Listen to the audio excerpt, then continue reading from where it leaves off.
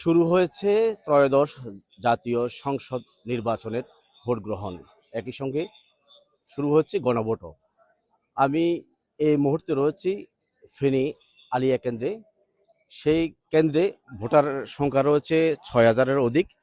এই কিছুক্ষণ আগে শুরু হয়েছে ভোট গ্রহণ। আপনাদেরকে একটু জানিয়ে রাখি যে ফেনীর যে সংসদীয় তিনটি যে আসন, এই আসনে ২৬ জন প্রার্থী প্রতিদ্বন্দ্বিতা করছেন। এর মধ্যে ফেনী ১ আসনে ৭ জন, ফেনী ২ আসনে রয়েছেন ১১ জন এবং ফেনী ৩ আসনে ৮ জন প্রার্থী প্রতিদ্বন্দ্বিতা করছেন। আর একটু ভোটার সংখ্যা যদি বলে রাখি যে ফেনীতে মোট ৩টি আসনে ১৩,৩০,৯২১ জন ভোটার রয়েছেন।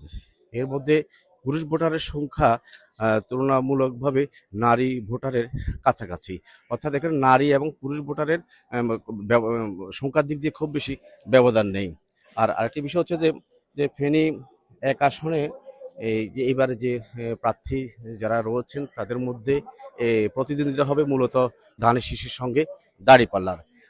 আকিজ সিমেন্টে তৈরি এ বাড়ি, সিমেন্টে লোহার শক্তি। আয়রন স্ল্যাগ সমৃদ্ধ আকিজ সিমেন্ট, সিমেন্টে লোহার শক্তি।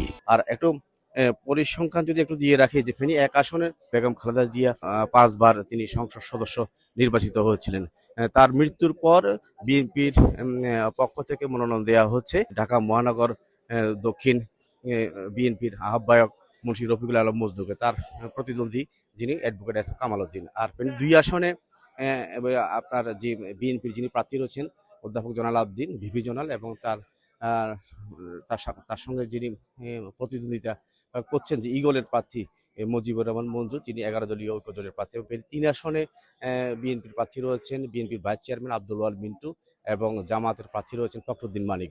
অর্থাৎ এই ফেনীতে দাঁড়িপাল্লা, ইগল এবং ধানের শীষের মূলত প্রতিদ্বন্দ্বিতা হবে। আর আইন শৃঙ্খলা পরিস্থিতি আপনাকে যদি বলে রাখি যে ফেনীতে ব্যাপক প্রস্তুতি নেওয়া হচ্ছে। রিটার্নিং কর্মকর্তা যেটি আমাদেরকে জানিয়েছে যে ফেনীতে ১৮ প্লাটুন বিজিবি এবং ৯ প্লাটুন সেনাবাহিনী রয়েছে এবং পুলিশের ৫৪টি টিম রয়েছে, তারা কাজ করছেন এবং বডি অন ক্যামেরা এবং কেন্দ্রগুলিতে সিসি ক্যামেরা রয়েছে।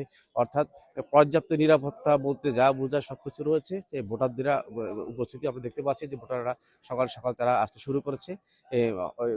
বেলা বাড়ার সঙ্গে সঙ্গে ভোটার উপস্থিতি হয়তো আরও বাড়বে। এ ছিল ফেনী থেকে আমার কাছে সর্বশেষ নুরুজ্জামান সুমন, ৭১ ফেনী।